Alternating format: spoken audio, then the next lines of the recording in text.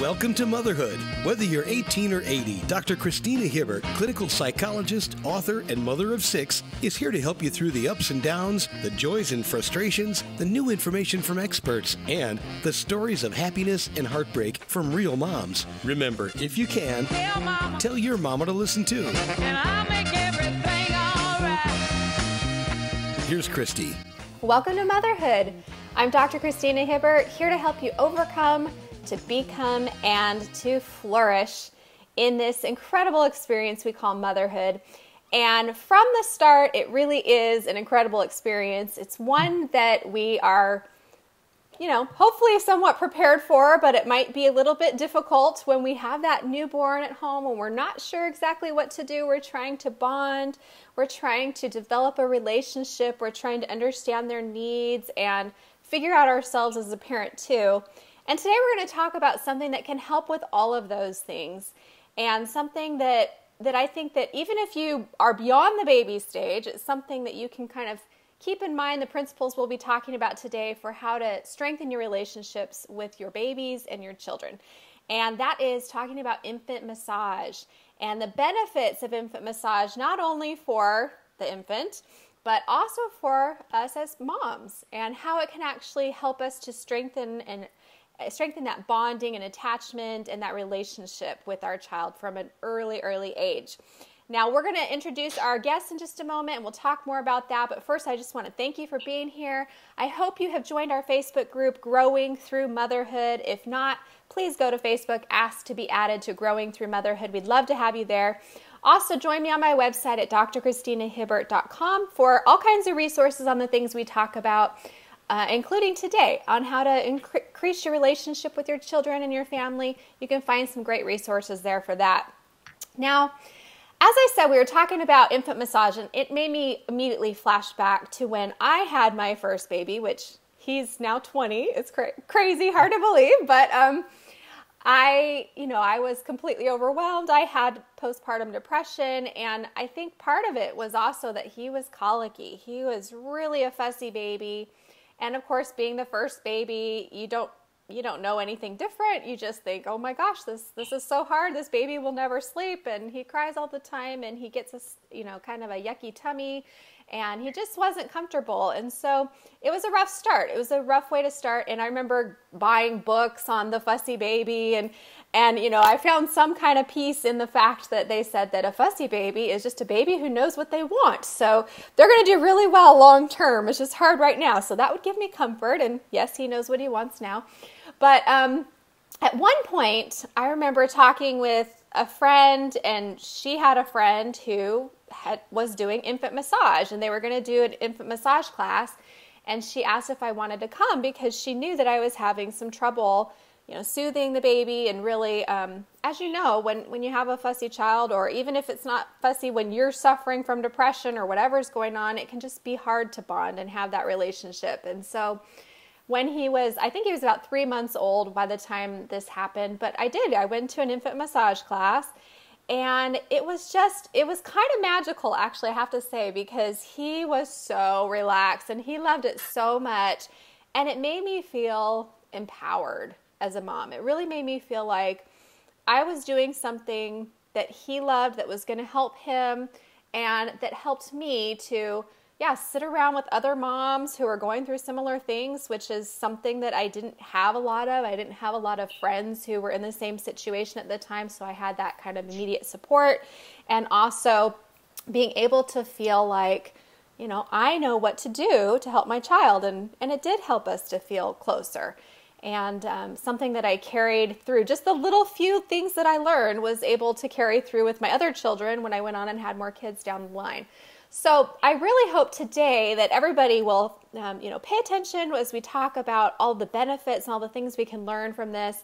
And of course, we can't teach you how to do infant massage here in a radio show like this, but we can definitely talk about how you can get out there and learn some of those skills, and where you can go for some great education on this. And hopefully you'll be inspired by the end of today to want to go and try it out yourself.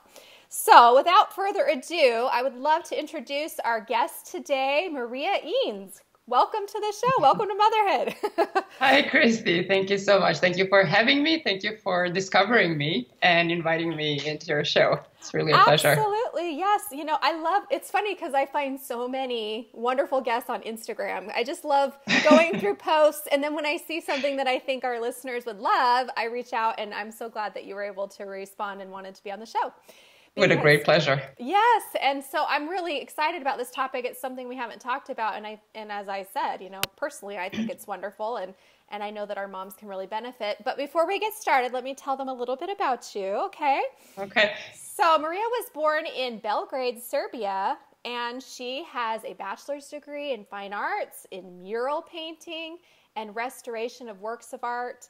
She also received the International Association of Infant Massage, or IAIM. I'm going to use that in a second. I want to get that right. Training in Montreal, Canada in 2011 when she lived there for a time. And from that moment, she wanted to bring that training to her home country of Serbia. And she was able to do that a year later when she moved back to Serbia and was the first one to do this kind of infant massage training there. And now they have an official chapter and over 40 instructors. She's also a board member, and she's the international chapter representative for Serbia. And she also serves on 3 committees with the AI. Sorry, I keep saying that wrong. IAIM. I don't know why. AI, artificial intelligence, right? It's getting to my head. No, International Association of Infant Massage, IAIM. She, after that, she got married, moved to California, and she is now dedicating all her energy to getting her own business off the ground called Loving Hands. And you can find out more about her and her business and what she's up to at her website, lovinghandsbabymassage.com. You can also find her on Facebook, Loving Hands, and Instagram, which is where I found her, at My Loving Hands. And so, Maria, thanks so much for being here to share with us all this wisdom that you have. Thank you. Thank you for the great introduction. Yes, and it's true. I am an artist, but I fell in love completely and utterly with the beautiful wisdom of baby massage.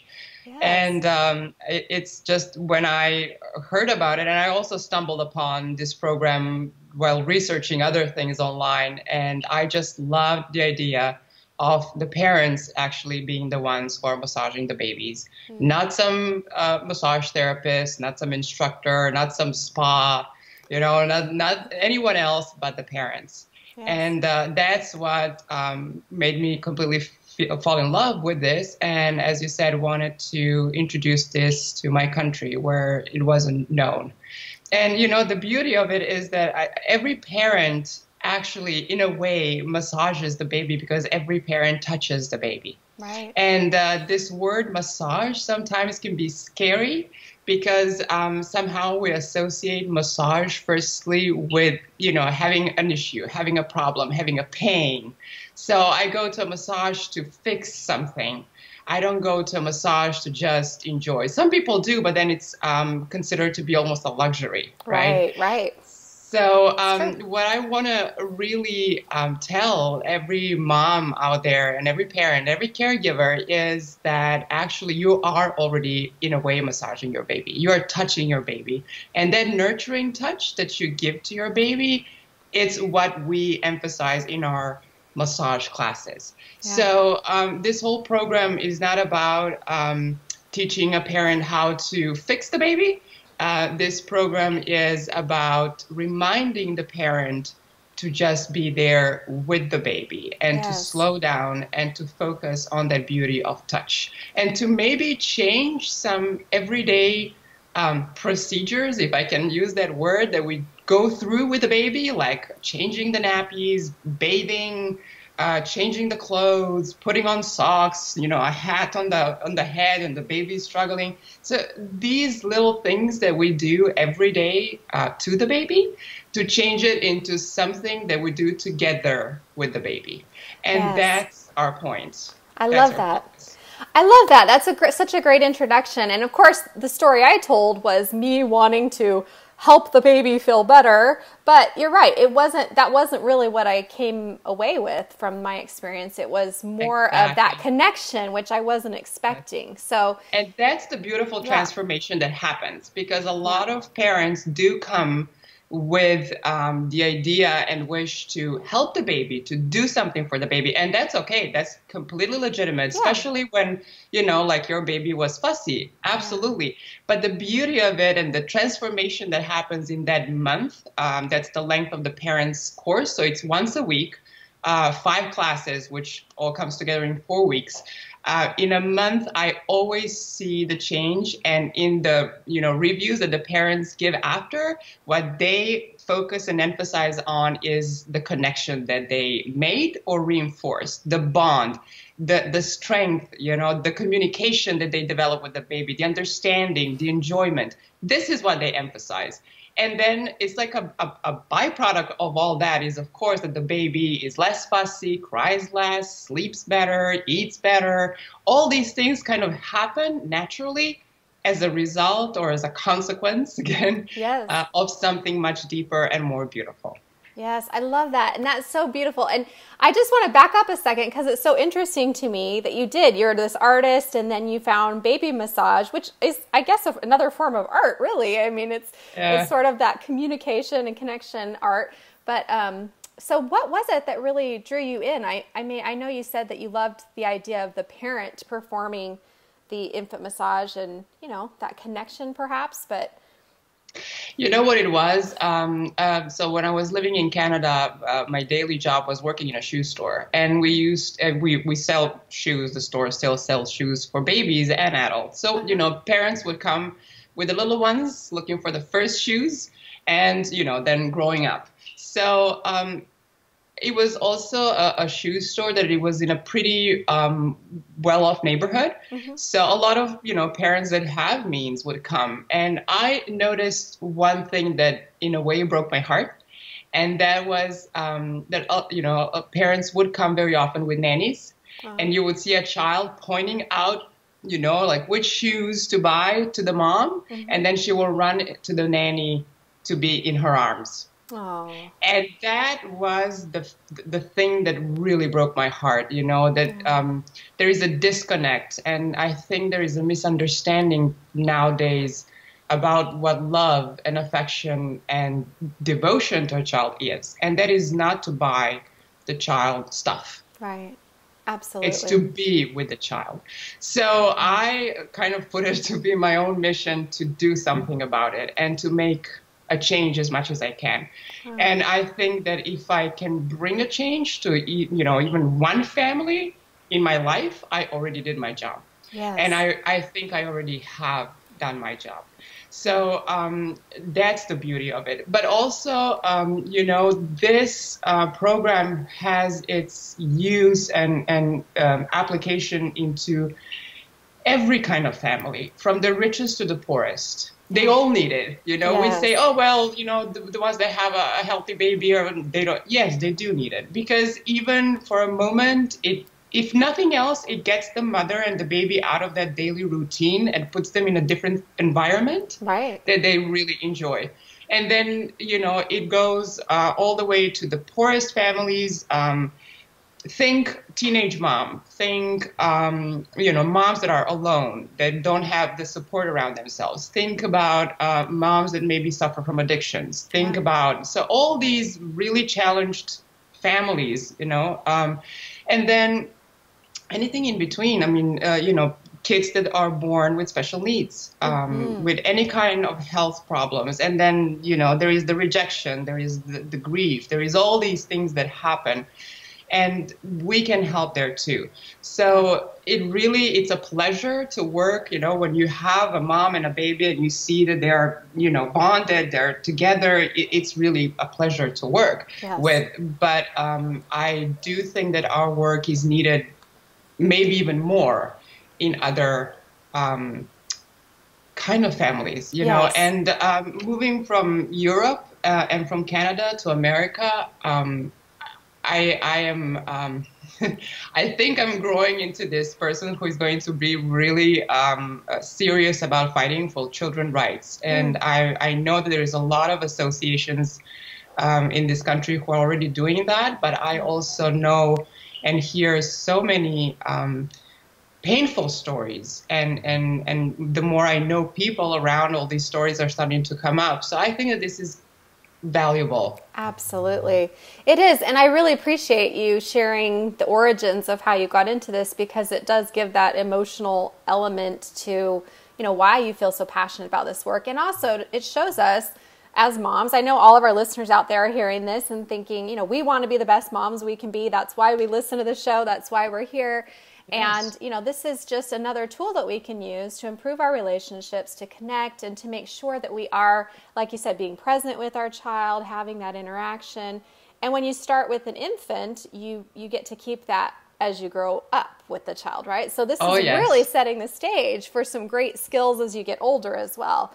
Yes. Yes. The power of touch and communication never gets old. Yes, right. So even during the parents course, so of course we work with babies from 0 to 12 months, but it doesn't end there. Yes. So in one of the classes, we always talk about adjustments as the baby grows into a toddler, a young, a child, and then a teenager, and even an adult. Mm-hmm. And the other day was so beautiful because I met an older lady. She's probably in her 70s, and she says, "Oh yes, when I was young and I had my daughter, I used to massage her, and she's 32 years old now, and she still just pulls the leg out." I was like, "Can you give me a massage?"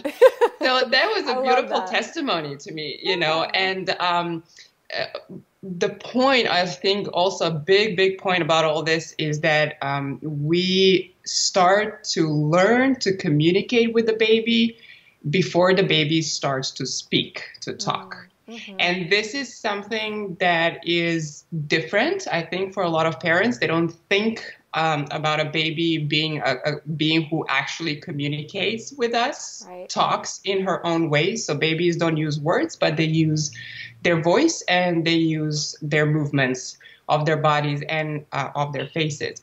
So, and another really interesting detail for parents is that before starting a massage, we actually ask the baby for permission to massage her. Aww. And this is what do you mean I've asked the baby for permission? The baby doesn't talk. I said, no. Then you learn to, so there is a chain of, things that we do with our voice, with our hands. And it's always the same sequence in the beginning before we start the massage. And very quickly, maybe after a few days, the baby learns that, okay, this is happening. Oh. So after this, the massage is going to start.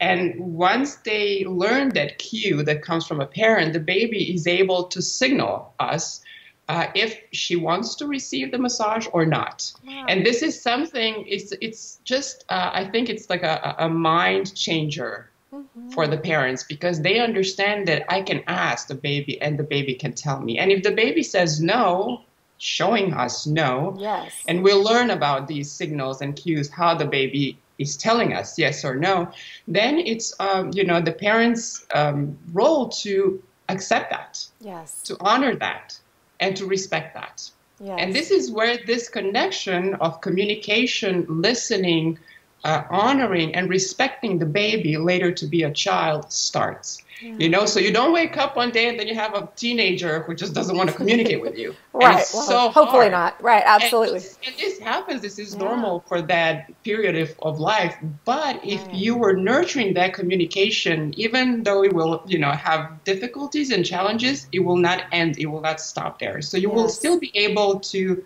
get to that teenager. And then we talk about it, they come back from school or from a practice.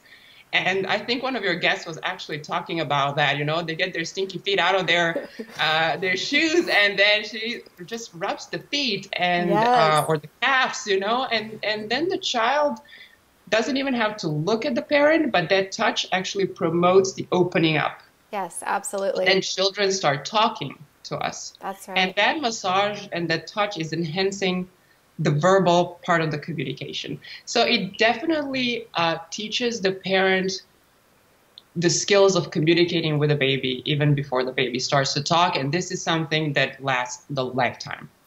I love that. I think that's so great. And it shows that this massage that we're talking about, it's this bigger picture. It's not just, it's not just the, I'm giving the baby a massage. It's this connection. It's the communication, like you say, establishing early on that, that realization that this is the child who actually has feelings and thoughts and can communicate to me, even if it seems hard at first to understand. And I'm sure that's very, very, very helpful especially for brand new parents who are trying to figure out the signs and cues that their babies are giving. But the bigger picture too, like you say, that carrying this on. And I want to say for everybody listening, if you have older children, you know, school age or teenagers or whatever it might be, and you haven't done baby massage, that's okay. You can start with like a foot rub, like you said. And, you know, I love to use, like pull out some essential oils. And when my daughters are having a meltdown or whatever, I'll sit and rub their feet and put their little Serenity on there and, you know, let them talk to me while they do that. And even I'm remembering my son, who's now 20, when he was 17, his best friend's mother took her life. And she was one of my best friends too. And it was really hard on the whole family. And I remember, you know, he was this teenage boy who's kind of, you know, trying to be cool and never wants me to, you know, hug him too much or kiss him too much, you know. But he let me just hold him while he was sobbing and just rub his shoulders and just talk to me about how he was feeling. And, you know, just moments like that are so important, and that kids know that that you are a safe person to come to, and that it's okay to touch each other and to hug each other, even if they're whatever age or whatever, you know, time of life they're in.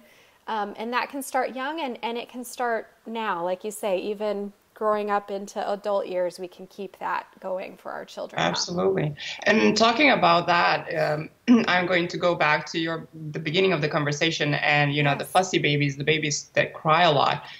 And I'm going to make the connection with what you just said, because I also noticed that for a lot of parents, it's very difficult to listen to their babies cry and accept that. And that's normal. That's, you know, the nature adjusted it that way so that you cannot really ignore babies cry. And that pitch of the baby's cry is something that kind of touches the brain directly. I always say it's like a smoke alarm. You know, you could just not ignore it. It's there and it's piercing your brain. You have to do something about it. So nature made it that way. But also, so on one of the classes, we always talk about babies cry and why do babies cry and how can we help? So, and this is a big issue for, I think, every single parent, especially first-time moms and dads. So the art of allowing the baby to cry, that is also something that for parents is different. I'm not talking about letting the baby cry it out and train the baby to, you know, suit itself or himself or herself, because we know that if the baby cries too long, especially alone, it's very actually damaging for their brain and nerve system. But I am talking about something that is emotional crying. And as you mentioned, babies are human beings that have emotions. Even though they cannot name them, they do feel them. And some things they feel way more pronounced than adults because they don't have yet developed that rational part of the brain to cope with emotions, you know, in a rational way. So they're just feeling them. And sometimes, of course, babies do cry, you know, because they're hungry, they are sleepy, they are bored, they need to, you know, change the nappies. All these reasons are valuable. And parents, I think, always have this checklist in their heads, and they always go through it first. You know, okay, did I feed my baby? Did I change? Is it cold? Is it? So they always go through this, and then they cover all that, and the baby is still crying. And then there is the big issue about colics. So, you know, there is that, which is, I think, a subject to itself. But there is one thing also that is usually not on those checklists, and that is the emotional cry. And sometimes I think that if you look into your baby that is crying, you will see that the baby is crying with her eyes opened, and she's actually looking at you while crying. And then I try to make a parallel with an adult. So, as you said, if you have a very, bad situation, something horrible is happening to you or has happened, and then you come to someone that you want to share with, and, you start crying. And you start just venting all this out, and then this person says, "Oh no, please don't cry. Here, you want a coffee? Can I do something? Just don't cry, please don't cry." How do you feel? You want to cry. You need to cry it out. Right. So what you need from this person is not to put a pacifier in your mouth and shut you up. You need that person to listen to you, and you just need to get it out. And believe it or not, babies do have this need as well. Sometimes they just want you to be there, hold them, ground yourself as much as you can, brace, and just be there with the baby who is crying. Yes. That doesn't, and then some moms cry with their baby, and that's, also okay. But we are trying to teach moms how not to cry with the baby, because the mom is okay. You are not going through the same thing as your baby. You are there for her, with her, but you are not her or him. And that is also, I think, something that moms mom and a baby is one, because they are one, when the baby is in and then when the baby comes out. But at one point, the baby needs to separate from the mom, and the mom needs to separate from the baby. And they are two entities together, but they're separate. Right. So this is something that comes, slowly, easily. And our classes, I always remind the moms, and that's the first thing I tell them. If the baby starts crying, it's okay. Yes. It's okay. No one is here to look at you, judge you, tell you what to do or not to do, and explain to you why the baby cries. It's okay. And that's so important for moms to hear, because we do feel so judged and so, somebody's going to think I'm a terrible mother because my baby's crying. But you're so right that we need to be able to be okay with that. And from that early age, we show that message that I can handle your emotions and I can handle your feelings and I can, be there for you. And then we can carry that on when they grow older, too. Exactly. And then when they're 20 years old and they're having a bad day, they come to you. And you don't have a meltdown. You are there for them. Right. That's the point. Right. That's the role of the parent, to be their rock. Right. To be the support person.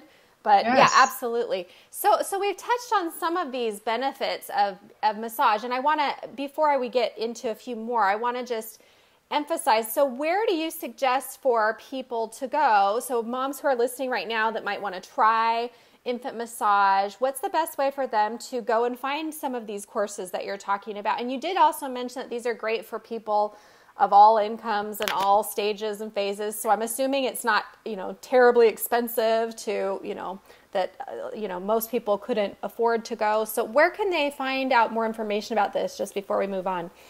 Sure. So there is the website of the American chapter of the International Association of Infant Massage. So if they look up Infant Massage USA, I think it's dot, oh God, but if you Google just Infant Massage USA, I'm so sorry, I just drew a blank now. That's okay. They will land into the website of the American chapter. And then there will be, a little tab, I want to massage my baby, or where to find a course. And then you have the list of all instructors, or as we call ourselves in America, educators of infant massage in, all the states. So you can go and search by state or by your zip code, or so you have different ways to search for instructors. And so these are the instructors or educators, as we say, that are licensed, certified from, the International Association, and also members of the American official chapter.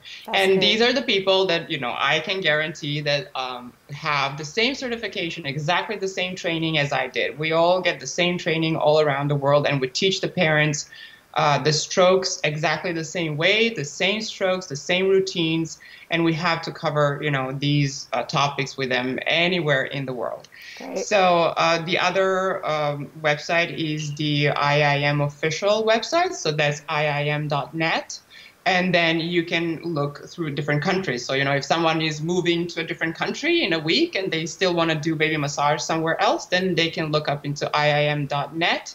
And then in their country, they will find representatives, the local chapter, and then through the chapter, you look for instructors over there. Right. So, and I think that is the best way. So we are not allowed to teach, through Skype or any other ways, because you want to be there as the support for the mother and the baby. And that human touch is really important. So, of course, all these virtual communication is great for other things, but sometimes you really want to be there with the person. That's perfect. And also I can recommend the book from Wimala McClure. Wimala McClure is actually the founder of the International Association of Infant Massage. And her book is called Loving Hands. Handbook. No, sorry, I don't know. This Loving Hands. That's I'm so sorry. Yeah, this is bad. Infant Massage, a handbook for loving parents. I'm so sorry. Gotcha. No, that's okay. Loving Hands is your information, right? But that's good too. Infant Massage, a handbook for loving parents, and actually the second edition is going to come out this summer. So she redid the whole book, and the book has the part for parents, so with illustrations, with pictures. Oh, great. And they can follow, the instructions over there. So about the prices, this class is taught privately, individually, in groups. Also, instructors work with all kinds of institutions, associations that support parents. Yes. Sometimes they can get these classes for free. Yes. Sometimes, there's a copay thing. Even hospitals, Kaiser has, not in every single one, but some Kaiser hospitals do have, or other, big hospitals, they do have these included in their parenting classes. So, and also I personally, if anyone, and this has happened to me, if a parent comes to me and says, I would really like to go through this course, but I can't pay, I will, figure out something. Yes. So I have been, I have had parents who come for free. I do volunteer.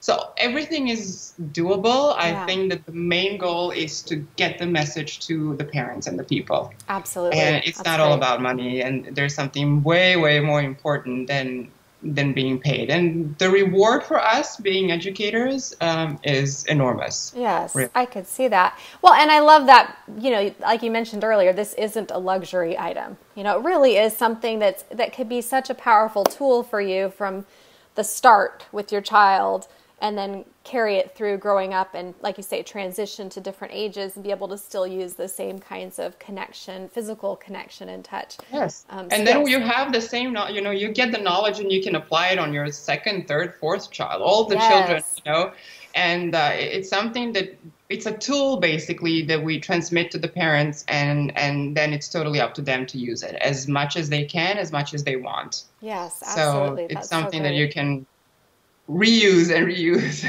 for years. That's so great. That's so great. Okay, so just in our last little bit of time here, I want to touch on a few more of the benefits that parents can receive. And again, whether you're going to do baby massage, infant massage, or whether you're just trying to, like touch, like you say, hug and, massage your child's feet or whatever it might be, but just to have that physical connection and to take that time. But a couple of the things that we haven't really gotten into that I think are important are how this kind of massage and technique and therapy can help us to be more relaxed and more present with our children, with our babies. I mean, we talked about how we can understand their cues, and you definitely went into how important it is for us to understand their emotional needs. How can it actually change us as parents? So we might be able to understand the child is crying because this or that, or I can be okay with it. How can it make us more relaxed and present as parents? Well, I think that in the very beginning, what you said is that you felt that you were doing something good for your baby and you felt empowered. Mm-hmm. So this is something that a lot of parents do come out with, that feeling of being a better parent. And the fact that they understand their baby better, and the that sensation that they get from these little communications, with their eyes, with the baby's mouth, with the movement, it just makes them feel that they're a better parent. I mean, as simple as it sounds, people are so overwhelmed that they cannot see it. And they at one point, they stop believing and trusting themselves as a good parent. And then you have all this advice and stuff and nothing is working. Yeah. So I also think that, in the classes, there is a safety zone. And those 1.5 to 2 hours that they spend there, they actually get to breathe. They actually get to slow down. I ask the parents to turn off their cell phones. And so my goal is to really make them do slow down, breathe, look at their child, and take time. Yes. And another important thing is that every class, before starting the massage, we go through relaxation routines. That can be anything from just breathing to meditate, to do a few, moving exercises, to hug the baby. So we do give parents actual tools and ideas on how to relax. So when they go back home and before they start, massaging their babies, what do I need to do? There is, techniques for grounding. So actually, I mean, it's, I think that's another thing that parents do really like. But it's also the biggest challenge for us as instructors to motivate them enough to do this at home. Yes. Because we, get so caught up in the cell phones and the gadgets and the television and the running around and the driving around and all these things that we don't allow us that, 5-10 minutes for ourselves. Absolutely. And what I also always try to do is to bring the mother back to herself. Because that's another thing that I see lacking, for lack of a better word right now, but it's very challenging for the mother to remind herself of who she is and charge her batteries from that place. Yes. Mothers give themselves completely to the child and just forget about themselves. Yes, so and, true. I always try to remind them that, if the mom is not okay, the baby is not okay. It just doesn't work. That's right. So you have to recharge your batteries. And sometimes, a very important aspect is that fathers are also allowed, or partners that are allowed to come to the classes. So sometimes I will do an exercise with, both partners and the baby, a touching exercise. And that's something just to remind them that there is a couple. And that's the core. The couple is the core. Yes. And that's the focus. The baby is not the center. The baby is like, imagine, the planet Earth revolving around the sun. Well, the parents are the sun. So you need that sun. If you don't have it, the baby cannot revolve around anything. Yes. So you have to keep that alive. You have to keep the mother well, and you have to keep the core alive and pumping, and then the baby is happy. Yes, so that's what and one last thing is that sometimes the mothers in their childhood did not receive that love and attention, care, and touch. And they want to do it. They feel, it's so deep inside of us that we want to give, but we don't know how always. So in these classes, they will get reminded and find in themselves that power to produce something that then they can give to their baby. And that breaks that chain of whatever it is, abuse sometimes, neglect, poverty, all these things. And then when the mother feels that she has that power in herself to break that chain and to get out of that vicious circle and, bring her baby with her, it just explodes. Yes. And there's no going back. Oh, I love that. I love that metaphor too, especially of that you as a couple are the sun and the baby's revolving around. Because I work a lot with postpartum depression and, different kinds of anxiety and issues. And it feels like the baby is like in charge of everything, you know, that it does. You do kind of feel like when you have a young baby that the baby's in control of your whole lives, and you forget that you are a person and you are a couple first. And that when that's strong and healthy, that's important. And I want everybody listening to hear what Maria's saying, because it's just echoing what we talk about so often on this show about the importance of self-care, starting from the beginning. I mean, the sooner you get this, the sooner you really make self-care a priority and learn how to do some of the things that you talked about, you know, relaxing and taking time to breathe. And I mean, these are things that everybody can do. Of course, it's great. I love that, you know, if you go and take one of these infant massage courses, you will be taught some of these skills. So if you feel like you're lacking, that's just another benefit for you, another bonus. But these are things we can do at home no matter what, too. You can take that time to recharge. And I appreciated what you said about remembering who you are and recharging in the way that comes from who you are versus seeing somebody else, you know, what they do to recharge or thinking that you have to do it a certain way. It's just not that. You have to figure out what works for you. And then you have to make the time to do it. And like you said, it doesn't have to be this huge chunk of time. 5 or 10 minutes a day is going to help you to be more relaxed as a mother and more relaxed, you know, more present with your children. So I really appreciate that. That's such a great wrap-up note. I can't believe we're already out of time, but it always goes fast. It always goes fast. But if you just were to leave like one quick, brief thought on, you know, what you would encourage mothers to do to kind of get started on this path of connection and you know, being able to bond and to be relaxed as a parent and be present. What would you suggest as a kind of a final note today? Oh, it's just 2 words. Yes. Simple and difficult. Oh. Slow down. Oh, I love that. Yes. That is beautiful. Down. Beautiful. Slow down. Yes, everybody. And I need to hear that too. We all need to hear that.